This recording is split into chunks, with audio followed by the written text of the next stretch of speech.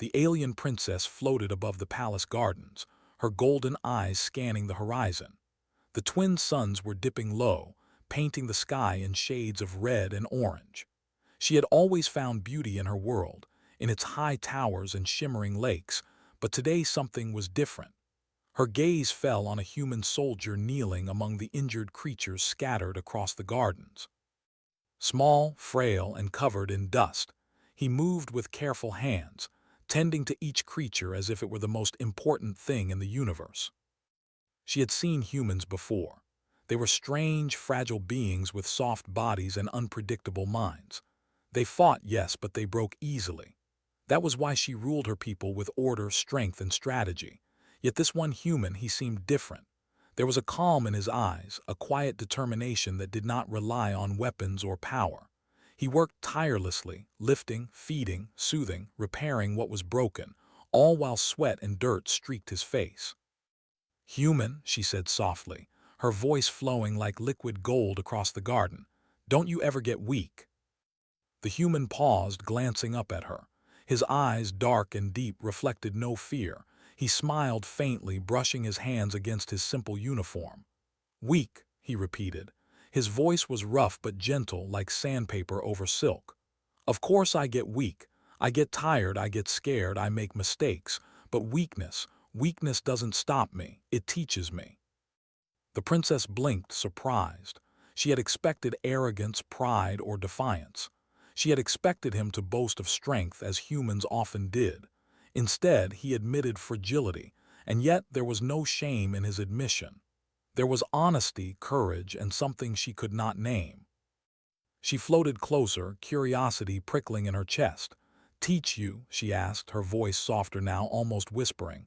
"How can weakness teach? Isn't weakness failure?"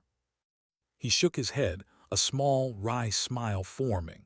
"Failure is only the first step. Every time I fall, I learn something. Every time I feel weak, I understand myself better. I get stronger in ways you cannot measure with weapons or armor." The princess studied him, fascinated. His hands were scratched, his clothes torn in places, and yet he stood tall. He did not pretend to be invincible. He did not hide pain behind a mask of pride.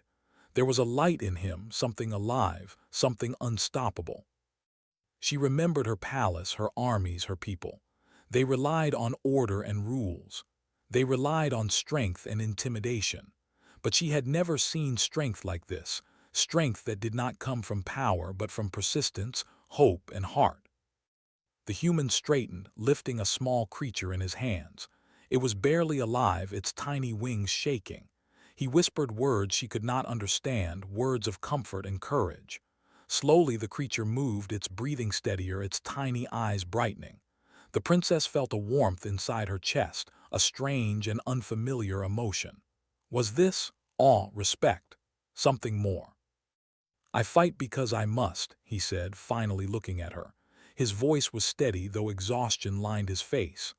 "Not because I am strong, not because I am fearless, but because I choose to keep going.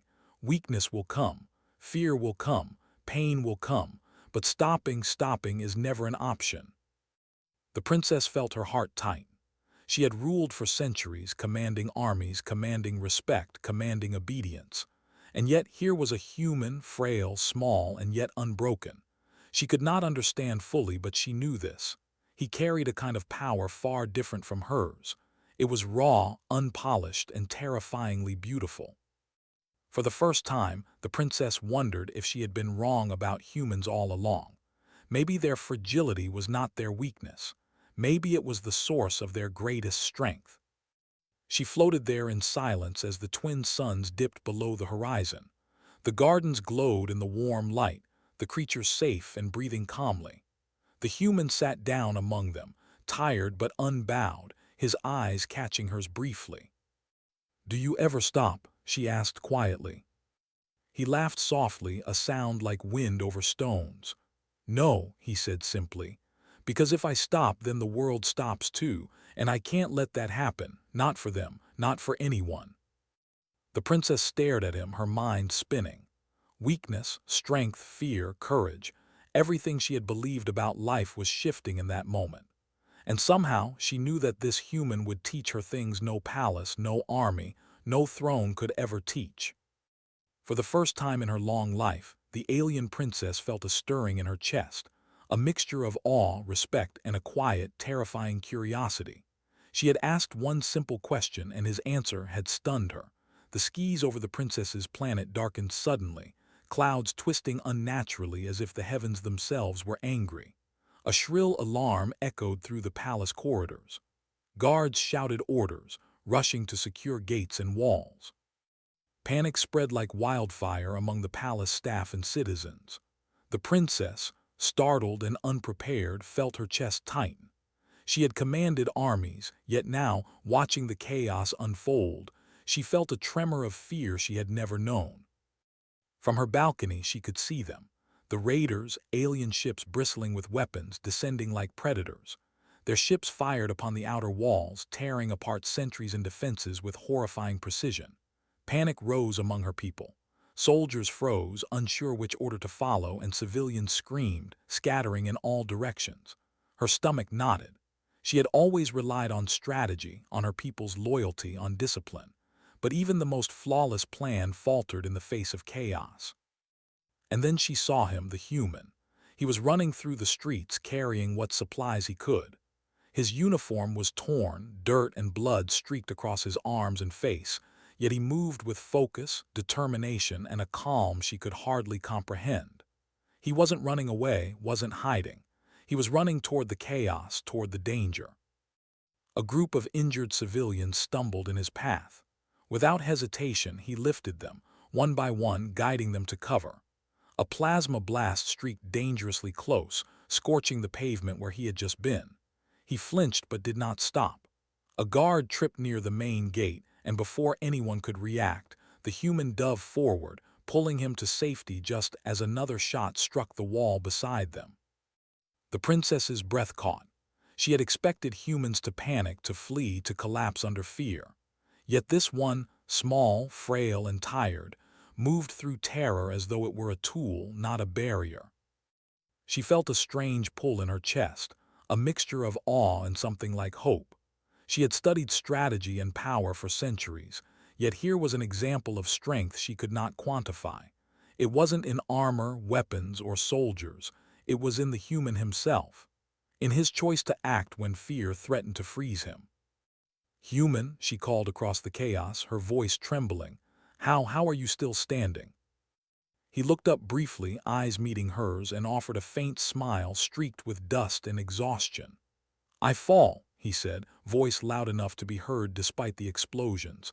"I get scared, I bleed, I fail, but I rise again, every time, because stopping doesn't save anyone." For the first time, the princess felt a pang of humility. She had ruled from above, directing armies, giving orders, controlling everything. She had relied on her own strength, her own judgment. But this human, this fragile creature, was doing what her entire army could not. He was saving lives, one at a time, with courage born not from strength but from relentless will. Hours passed, though it felt like minutes. The raiders had breached the outer walls, but the human had found a rhythm in the chaos. He directed civilians to safe zones, reinforced weak spots, even dragging wounded soldiers to cover. Every time someone fell or screamed in panic, he was there, steady, calm, focused. And every time he fell, tripped, knocked down, or burned, he rose again, refusing to give in. The princess descended to the battlefield herself, cautious yet compelled. She moved among her people, watching him guide and protect, and could not tear her eyes away. She had known fear before, but this was different. Seeing someone willingly put themselves in harm's way, not for glory, not for power, but for the sake of others, stirred a new kind of emotion inside her. When the final raider ship fled the horizon, smoke curling into the violet sky, the princess approached the human. He was kneeling now, helping a wounded child to sit upright, gently wrapping a torn sleeve around the small figure. He looked up at her, face streaked with ash, sweat, and tears, and yet he was smiling, exhausted but unbowed. How do you keep going?" she asked, voice barely more than a whisper, shaken by what she had witnessed. He looked at her, calm and steady as if it were the simplest truth in the world. I fight because I must. I fear, I hurt, I stumble. But I keep moving because someone has to. Someone has to care when the world is falling apart. The princess felt a tear prick her eye. She had asked the same question weeks ago, "Don't you ever get weak?" And now she understood. Weakness was not the absence of strength. It was a test of it, and this human had passed it. As the sun dipped fully behind the horizon, casting long shadows over the battlefield, the princess realized something profound. Strength was not in never falling. It was in rising when everything seemed lost. And for the first time, she wondered if she had been wrong about humans all along. The human looked at her and smiled faintly, as if he knew exactly what she was thinking. "Weakness comes," he said softly. "The question is what you do when it finds you." The princess felt her heart race. She had never met anyone like him, and she knew deep in her soul that her life, and perhaps her world, would never be the same. After the raiders were gone, a fragile peace settled over the planet. Smoke still rose from the damaged walls and the gardens bore scars of battle, but life began to return slowly. The princess walked through the grounds, her golden eyes scanning the horizon. Soldiers repaired walls, and her people whispered about the human who had stood in the heart of danger. She felt a strange mixture of pride and curiosity. She had asked herself many times why humans were so fragile, yet so resilient. Now she understood a little better. The human moved among the people, quietly helping wherever he could. A wounded creature struggled to stand, and he knelt beside it, murmuring comforting words while guiding it to safety. He did not look up even when she approached. There was no pride in his actions, no desire for recognition. Each life mattered to him equally, whether human, alien, or animal. The princess watched him, fascinated by the quiet strength in his movements. "You don't seem afraid," she said finally, breaking the silence. He looked up at her, brushing dirt from his sleeves. "Afraid?" he asked, his voice calm but honest. "Of course I am. Fear comes to everyone, but fear doesn't make me stop. It makes me careful. It makes me aware. It reminds me why I act at all." The princess tilted her head. His words were simple, but they carried a weight she had never heard from any of her advisors. "Even in battle, you do not falter." He shook his head gently. "I falter, all the time, but faltering doesn't mean quitting. It means learning, adjusting, surviving. That's how humans move forward. That's how we keep hope alive." For the first time, the princess felt a stir of something unexpected, something warm and unplanned. She had ruled with logic, commands, and power, yet here was a creature smaller and weaker than her own soldiers, teaching her a lesson she could not ignore. Days passed, and the human remained at her side, not as a soldier, not as a subordinate, but as a constant presence. He shared stories of Earth, its mountains that touched the sky, oceans that stretched beyond imagination, and people who struggled against impossible odds yet still laughed, loved, and fought. He spoke of fear and failure, of moments when the world seemed to break, and yet humans endured. The princess listened, enraptured. Each story was a glimpse into a strength she could not have imagined. She realized that courage was not the absence of fear, it was the choice to continue despite it. She realized that weakness was not failure, it was a challenge to rise again. One evening, the twin moons cast their silver light across the palace gardens. The human sat quietly, repairing a damaged bridge that connected the gardens to the outer walls. She approached him, her steps soft, hesitant. "Do you ever wish to stop?" she asked, voice barely above a whisper. He looked up at her, meeting her gaze with steady eyes. "Sometimes," he admitted. "Sometimes the weight is too much and I want to give up. But I remember the people I fight for, the lives I can save, and I choose not to stop. That choice, that is what makes me stronger than I feel." The princess felt her chest tighten. She had ruled with order and authority, but she had never understood the depth of human courage until this moment. It was not in command or force. It was in persistence, empathy, and the stubborn refusal to let fear dictate action. That night she walked through the gardens alone, thinking of the human. She watched the stars reflected in the palace lake and wondered how one small, fragile being could hold such an indomitable spirit. She realized that strength was not measured in armies or weapons, but in heart and determination. The human looked up from his work, noticing her reflection in the water. He smiled faintly, and in that simple gesture the princess felt an unspoken connection. They were different worlds, different beings, yet there was a bond forming, quiet but undeniable. She wanted to understand more, to see what drove him, to learn the secret of his courage. For the first time, she did not feel like a ruler observing a subject. She felt like a student learning from a teacher, and the teacher was the most unlikely of mentors, a human, small and fragile, yet unshakable. As the night deepened, she realized she had been changed already. Her curiosity had grown into admiration, and admiration into something warmer, more personal. This human had survived storms and chaos not because he was stronger, but because he chose to rise. And she, an alien princess who had known power her entire life, was beginning to see that true strength could come from even the most unlikely places. For the first time in centuries, she felt hope not as a ruler, but as a being capable of learning, growing, and perhaps even trusting.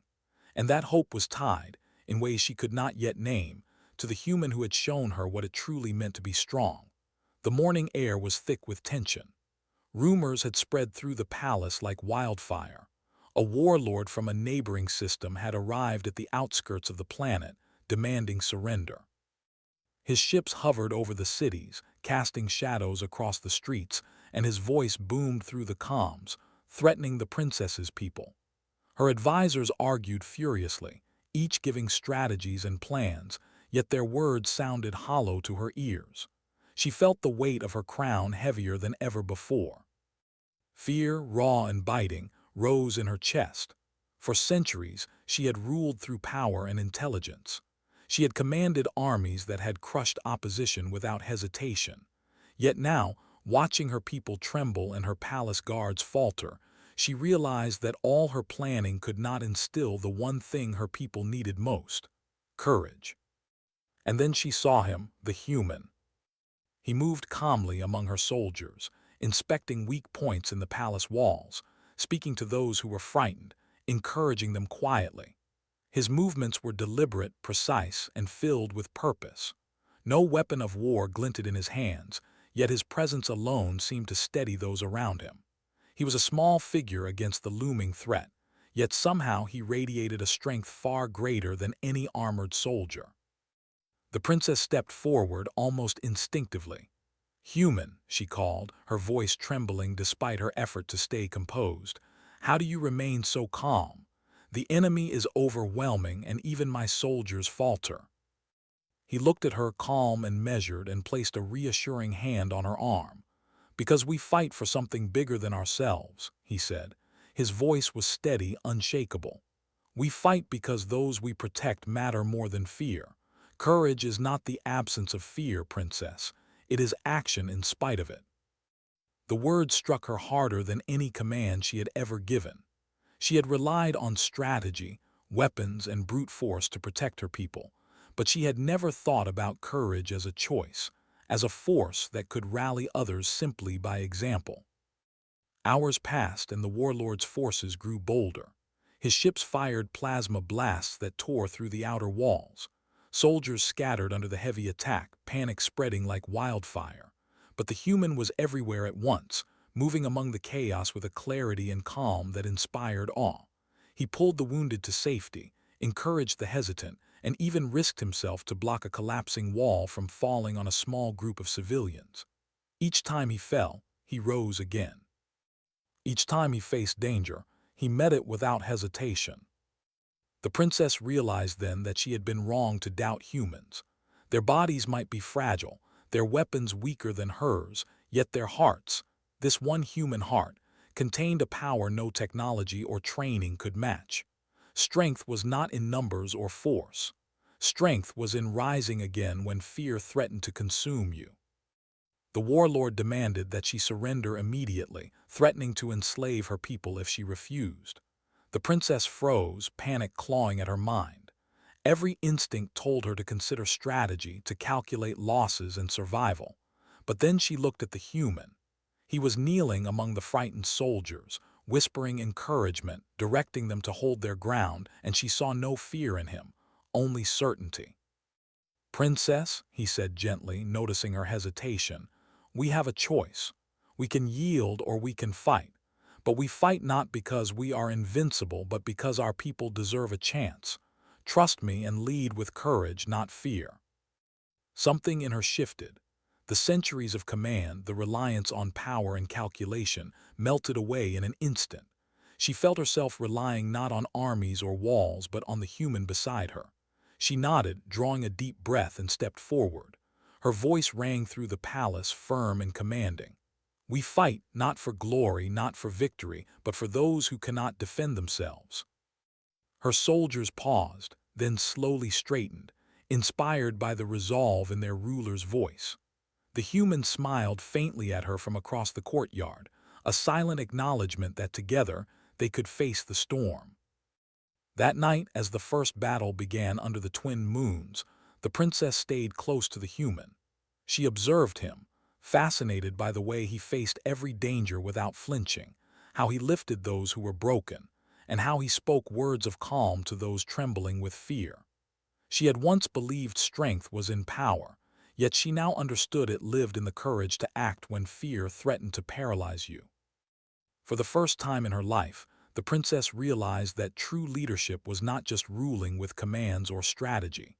It was about inspiring, protecting, and above all, trusting those who refused to falter in the face of darkness.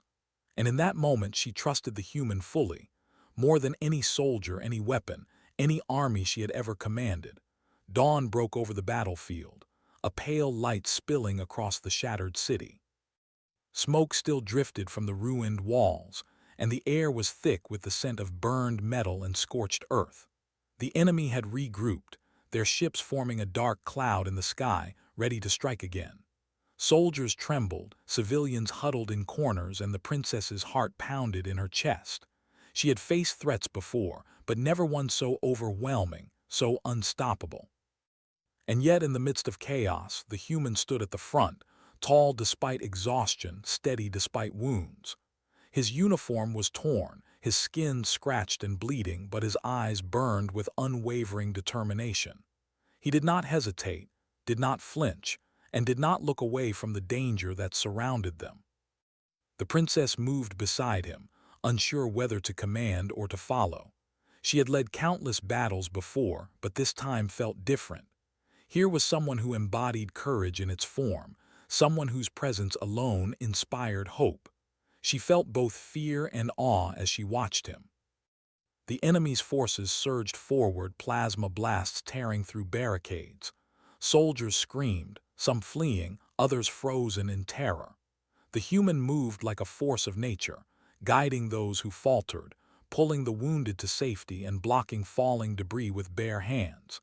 Every step, every action, every decision was precise and unyielding. "Princess," he called, voice carrying over the roar of battle, "stay close. Lead them, don't falter now." Her throat tightened. She had always believed that she led through strategy and commands, but now she realized leadership meant more than that. It meant courage, presence, and trust. Trust in herself, trust in her people, and trust in the human who had shown her the true meaning of strength. The enemy fired a massive blast, and a wall collapsed near the human. Without hesitation, he dove forward, shielding a group of civilians. Dust and debris rained down around him, yet he emerged unbroken, helping each person to their feet. The princess felt her breath catch. She had watched soldiers fight before, but she had never seen bravery like this, raw, unpolished, and unshakable.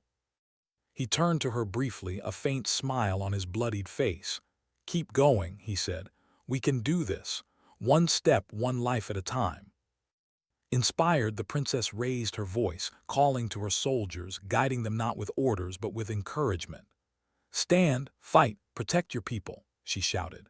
Her voice rang out, strong and unwavering, and slowly, one by one, her soldiers straightened, their fear replaced with determination. The battle raged, Yet every time a soldier fell, the human was there to lift them. Every time hope seemed lost, he whispered words of courage that carried farther than any command. He stumbled under a heavy blast, but he rose again, pushing forward, refusing to surrender even when the world around him seemed to collapse. Hours passed, though it felt like eternity. The princess stayed close, her heart swelling with a mixture of fear, admiration, and something she could not name. She realized that the human strength was not in muscle or weapons. It was in heart, in persistence, in the choice to rise no matter how many times one falls. Finally, the enemy faltered, unable to break the resolve of the human and the princess's forces combined. The ships retreated, disappearing into the horizon, leaving silence and the faint smell of smoke in their wake. Soldiers cheered, civilians cried, and the princess collapsed to her knees, exhausted and trembling. The human knelt beside her, steady and calm despite his own injuries. "We did it," he said softly, brushing dust from her shoulders. "Because we didn't stop. Because we kept moving, even when everything seemed impossible." The princess looked at him, golden eyes filled with tears. She had asked him once if he ever got weak. Now she understood. Weakness came, yes, but it was not the end. It was the test of courage, of will, of heart. And he had passed it again and again, teaching her and her people a lesson no weapon ever could. She reached out, placing a hand on his arm. "You are incredible," she whispered, awe and gratitude in her voice. "Not because you are stronger than anyone I have known, but because you rise when everything else falls." The human smiled faintly, the faintest glimmer of exhaustion in his eyes. "Strength is not in never falling," he said. "It's in choosing to rise again. That's what humans do." And in that moment, the princess realized that she had witnessed something extraordinary, a courage that could not be measured, a heart that refused to break, and a bond that had changed her forever. The sun had barely risen when the princess found the humans sitting quietly in the palace gardens. The battlefield was behind them, still smoldering, but the world felt quieter now, as if it were holding its breath. Soldiers and citizens were repairing walls and clearing debris, but here, in this small corner of the palace, there was stillness. The princess approached cautiously, unsure what she might find. The human looked up at her, tired but alert, his uniform torn and bloodied, yet his eyes shining with the same unwavering determination she had seen throughout the battle. He was tending to a small wounded creature, speaking softly as if his words alone could heal it. She knelt beside him, her golden eyes meeting his dark ones, feeling a strange, unfamiliar emotion rising in her chest. "You," she began, voice quiet and hesitant, "you faced the enemy, the chaos, everything.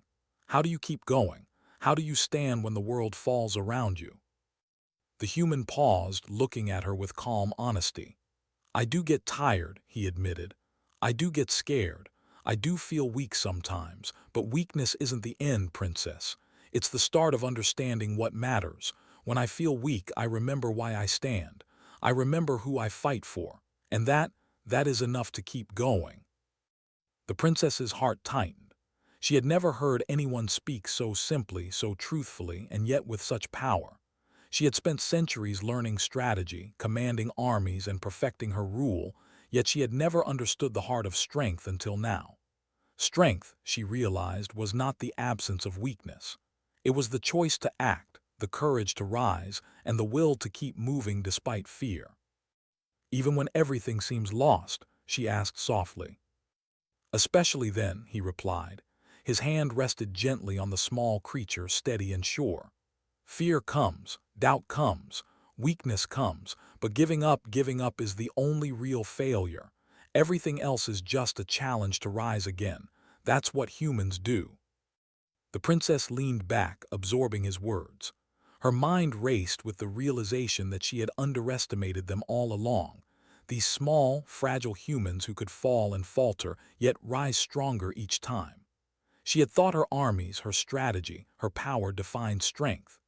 But now she understood that courage, compassion, and persistence were the true measures of might. She looked around the quiet garden, at the small wounded creature that the human had tended, at the flowers crushed underfoot during the battle, at the distant smoke from the ruined battlefield. And in all of it, she saw his imprint, his care, his determination, his heart. You are different from anyone I have ever known," she said softly, awe and admiration mixing in her voice. "Not because you are stronger, not because you wield weapons or command armies, but because you rise when everything else falls." The human smiled faintly, brushing ash from his hands. "It's not just me," he said. "It's everyone who chooses to stand, who chooses to care, who refuses to give up. Weakness will come for all of us, but courage is what we choose." Tears pricked her eyes, and she turned her gaze to the horizon, watching the twin moons rise over the shattered city. She realized she had been changed in ways she could not fully describe. The human had not only faced the enemy and survived, but he had also shown her what it truly meant to be strong, to be brave, to be human. For the first time, she did not feel like a ruler watching a soldier. She felt like a student learning from a teacher, and the lesson was more profound than any she had ever learned in her centuries of rule. She wanted to understand more, to follow, to trust, and perhaps, in time, to emulate the courage she saw in him. The human looked at her, sensing her thoughts without words. "You don't have to be perfect," he said softly. "You just have to choose to rise again and again. That's all it takes." The princess's heart swelled with a quiet emotion she could not name. Gratitude, awe, respect, and something more intimate, a connection forged through courage, struggle, and shared hope. She realized that she would never forget this human, nor the lesson he had taught her. His answer had stunned her, not because it was clever or grand, but because it was true. And in that truth, she found a spark that would change her forever, shaping the way she led, the way she trusted, and the way she saw strength itself. The human smiled faintly again, exhausted but unbroken, and in that smile the princess understood. Sometimes, the strongest thing a being could do was simply to rise when everything else seemed impossible. Months had passed since the battle, and the palace was slowly returning to life. Walls had been repaired, gardens replanted, and the city's streets were bustling once more. Yet the princess found herself wandering through the quieter corners of the palace, drawn to the small garden where she had first understood the human's courage. The world had moved on, but she could not forget the lessons she had learned, the ones that no army, no strategy, and no power could teach. The human moved among her people as he always had, quietly, without fanfare, helping, tending, guiding.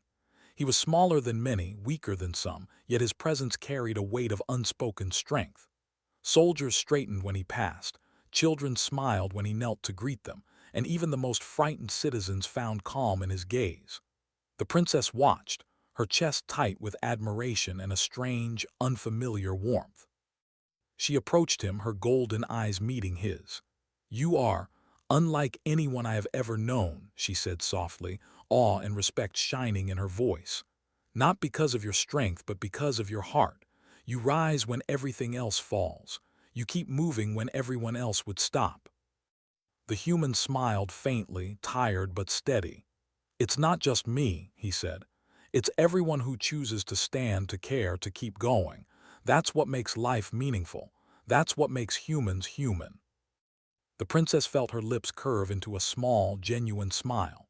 She had spent centuries ruling, commanding, and calculating, yet she had never truly understood what it meant to be strong until this human had shown her. Strength was not the sharpness of a blade, the size of an army, or the brilliance of strategy. Strength was rising again. Strength was compassion, courage, and the choice to protect others even when it was difficult, even when it hurt. She knelt beside him, watching as he helped a wounded creature to its feet. She had never thought she would feel something so powerful for a human, not just respect, but admiration, gratitude, and something deeper. His courage had changed her. His heart had taught her lessons no throne, no crown, and no power could ever give. "You've changed me," she whispered, voice soft but certain. "Not just as a ruler, but as someone who lives in this world. You've taught me what courage truly is." He looked at her, a faint glimmer of humility in his dark eyes. "And you've taught me, princess, that courage can be nurtured, that it can grow. That even someone like you, with centuries of power, can learn from those smaller, weaker, yet willing to rise." For a long moment they sat in silence, watching the twin moons reflect in the water of the garden pond. It was a quiet peace, but it held the weight of everything they had endured: the battles, the fear, the exhaustion, and the unwavering hope that had carried them through. The princess felt a tear slip down her cheek. She had thought power was everything, that control and command were the heart of leadership. But now she knew the truth. Real strength was found in the heart, in choices, and in persistence. And that truth had been shown to her by a human, small, fragile, and yet unbreakable. The human reached out and gently brushed the tear from her face. "You don't have to be perfect," he said.